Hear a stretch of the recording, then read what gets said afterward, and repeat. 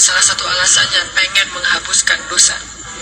Idza kathurat dzunubul 'abdi wa lam yakun lahu min 'amalin liyukaffiraha fabtalahu Allahu bil hazan liyukaffiraha.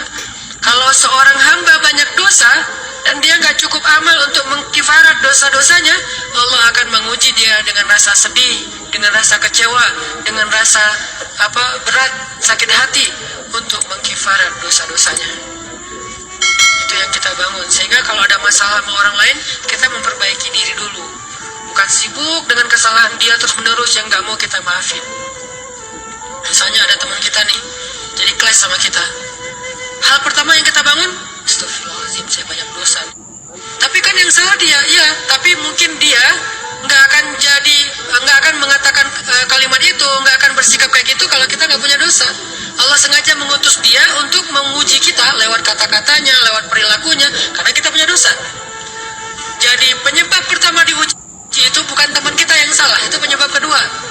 Memang dia salah, dan itu harus kita akui, realistis lah. Dia salah, dia nggak pas, dia nggak bijak, dia apa. Oke. Tapi yang mentakdirkan dia salah kepada kita, Allah Subhanahu Wa Taala. Kenapa Allah takdirkan gitu? Karena kita masih punya banyak dosa. Allah kirim kita ujian, bisa manusia, bisa alam, bisa dalam diri kita sendiri. Itu semuanya adalah cara Allah untuk menguji kita dan membersihkan dosa-dosa kita. Ini yang kita bangun pertama. Yang kedua, kata Nabi di dalam hadis Bukhari, "May yuridillahu bihi khairan", yang terkenal kan yufaqihu fiddin, itu yang terkenal. Ternyata ada dua modelnya. Ada "May yuridillahu bihi khairan yufaqihu fiddin". Siapa yang Allah pengen kasih dia kebaikan agama, kebaikan, Allah akan buat dia mengerti halal dan haram. Itu berarti Allah sayang sama dia. Ini satu model hadis. Ada model yang kedua, mirip redaksinya. "May yuridillahu bihi khairan yusib min", hadis Bukhari. Siapa yang Allah pengen ngasih dia kebaikan, Allah uji. Hah? Kok gitu caranya? Ternyata kayak gitu rahasianya. "May yuridillahu bihi khairan", "May yuridillahu bihi khairan", siapa yang Allah pengen ngasih dia kebaikan, Allah kasih dia musibah atau ujian. Kenapa bisa seperti itu, Ustaz? Fa inna ma'al usri yusra, inna ma'al usri yusra. Seolah-olah Allah bilang di dalam ayat itu, kalau kalian mau dapat kemudahan, biasanya lewatnya kesusahan dulu. Kalau kalian pengen dapat keberuntungan, biasanya dapatnya kerugian dulu. Tapi keberuntungan dan kerugiannya pasti nggak sebanding. Keberuntungannya jauh lebih besar daripada kerugiannya. Kerugian itu kayak modal doang, DP. Jadi kalau kita mau dapat kejutan dari Allah, Allah kasih kita DP. DP-nya apa? Ujian. DP-nya musibah. DP-nya rasa nggak nyaman. Itu DP tuh. DP terhadap apa? DP dari Allah terhadap hadiah-hadiah besar yang Allah pengen ngasih ke kita setelahnya. Cuman banyak orang yang menolak DP ini. Sama kayak kita misalnya.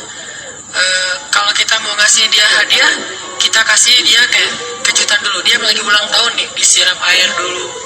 Setelah itu dikasih hadiah-hadiah yang mahal. Rela nggak disiram air demi hadiah? Rela, udah siramin lagi aja. Kalau setelahnya ada hadiah, yang kita nggak rela, kalau setelah disiram disuruh bersih-bersih sendiri dan nggak dikasih apa-apa, kan nggak rela tuh. Berarti ini bab iman. Yakin nggak kalau Allah tetap ngasih hadiah? Kan sabar dan iman itu ternyata tahu aman, kembar. Kalau kita yakin Allah ngasih hadiah setelah ngasih kita DP ujian, ya kita akan sabar. Gak apa-apa deh, ntar lagi mau dikasih hadiah, digini-giniin juga gak masalah. Dibully, diapain sama Allah, biarin aja. Ya Allah, saya sabar. Kan ntar lagi mau dikasih hadiah nih. Ini masalah yakin. Tapi kalau kita gak yakin, apa sih maunya Allah, gitu kan? Begitu kalimat ini keluar, maka yang muncul setelahnya adalah mengeluh, berputus asa, dan gak akan sabar menghadapi ujian.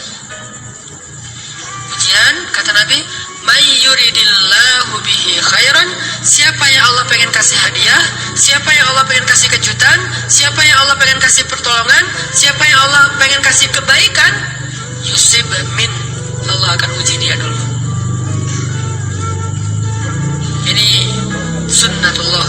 Sehingga kalau kita lagi diuji, yang kita lihat jangan ujiannya, apa setelah itu. Gimana ngelihatnya Ustaz? Nggak kelihatan.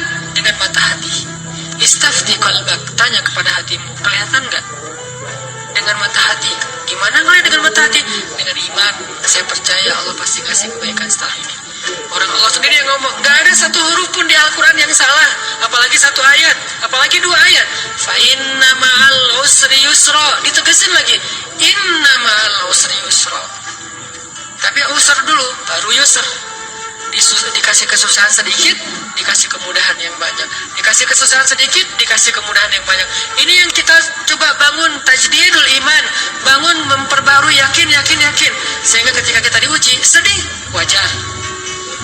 Mengaduh sedikit, bukan mengeluh ya. Kalau mengeluh kan nyalahin Allah. Kalau ngaduh, yang namanya orang dicubit kan, itu ngaduh. Tapi kalau, apa sih maunya Allah? Nah itu ngeluh. Antara mengadu dengan mengeluh berbeda. Mengadu itu manusiawi, sedih itu manusiawi, air mata bahkan bukan hanya manusiawi, itu rahmat dari Allah. Orang yang nggak bisa menangis itu yang bahaya.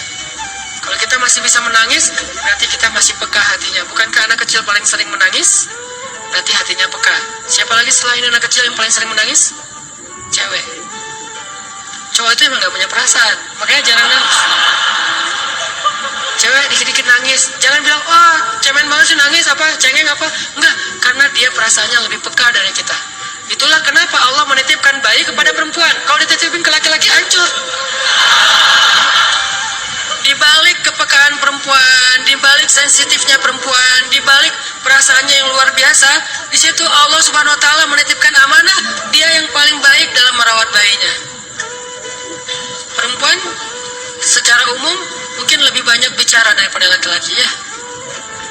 Walaupun ada orang yang perempuan pendiam banget, ada yang nggak ngomong sama sekali, misalnya diem-diem aja, ada. Tapi secara umum perempuan lebih banyak berucap daripada laki-laki. Emangnya ini kekurangan? Bukan. Ini kelebihan. Kalau dia berikan itu dalam hal yang tepat. Apa yang tepat? Mendidik anak. Justru karena perempuan banyak ngomong, lebih baik dalam mendidik anak daripada laki-laki.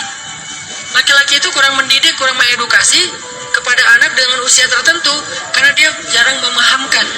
Salah hanya marah, salah hanya ditegur. Kalau ibunya jelasin, gini sebelum tidur ibunya yang ceritain banyak cerita. Saya sendiri ngalamin sering mana seorang ayah sama ibu interaksi sama anak dalam bentuk verbal. Sering ibu. Jadi menangis itu rahmat dari Allah. Nggak apa-apa, nangis saja. Dan itu tidak disebut mengeluh. Kamu kok nangis sih? Kan orang Islam harus sabar. Emangnya nangis dengan sabar itu bertolak belakang? Sabar tetap sabar ya. Nangis jalan aja terus nangis. Nangis pakai nangisnya nggak cuma nangis doang. Emotikonnya juga nangis, berderai-derai gitu. Sampai air matanya menggenang gitu kan ya. Boleh lah. Ditambah lagi dengan visual menangisnya. Posting bahwa dia lagi tertusuk duri. Dengan postingan kaktus atau apalah. Dia pengen share ke semua orang bahwa saya sedang sedih. Sehingga nanti ketika ada orang yang menghibur dia dengan sedikit kata-kata yang sabar ya segala macam, makin berderai-derai. Itu belum jadi. Kecuali dia keluarkan kata-kata mengeluh, baru dia disebut orang yang banyak mengeluh, berputus asa. Kalau mengadu, wajar. Walaupun ada nabi udah diuji berat gak mau mengadu, apalagi ngeluh. Zakaria digergaji, mengadu aja enggak. Kenapa? Karena kata malaikat, kalau kamu mengadu sedikit aja, maka Allah Subhanahu wa taala akan menghancurkan kaum ini. Dia kasihan kepada kaumnya, enggak mau mengadu. Satu-satunya orang yang kita tidak boleh mengadu hanya orang tua. Atau itu mengeluh kalau untuk orang tua. Kalau yang lain enggak disebut mengeluh. Kalau ke teman, malas enggak apa-apa. Jangan sering-sering tapi. Apaan sih? Ke teman boleh. Tapi ke orang tua, saja, itu bukan lagi mengadu, itu sudah mengeluh. Khusus untuk orang tua. Kalau diantara manusia. Kalau kepada Allah dan Rasul, pastinya lebih dari itu. Ketika kita diam saja, tidak langsung beranjak, sami'na wa ata'na labbaika ya rabbi wa sa'daik, gak memenuhi panggilan Allah, itu sudah disebut bagian dari kufur ingkar. Tapi minimal kita mungkin masih mengadu, kita masih menangis, kita masih lelah, kita masih merasa lemah. Setidaknya kita tidak mengeluh. Kenapa? Kita percaya Allah kalau mau ngasih hadiah kepada hambanya, DP-nya itu ujian. Dan yakinlah hadiahnya minimal dibalas 10 kali lipat lebih baik daripada ujian itu. Minimal, karena nggak ada amal soleh yang dibalas di bawah 10 kali lipat tuh nggak ada. Amal soleh, amal ya, bukan niat. Amal yang udah kita kerjakan, minimal dibalas 10 kali lipat, minimal. Maksimalnya, bighairi hisab, tanpa batas. Bighairi hisab, tanpa batas. Ada yang 700 kali lipat kayak sedekah, tapi tetap aja ayat sedekah di akhirnya ujung-ujungnya apa? Bighairi hisab juga kan? Berarti sedekah itu minimal dibalas 700 kali lipat, minimal. Kalau kita yakin. Selalu syaratnya kalau kita yakin, dan saya nggak buktiin itu.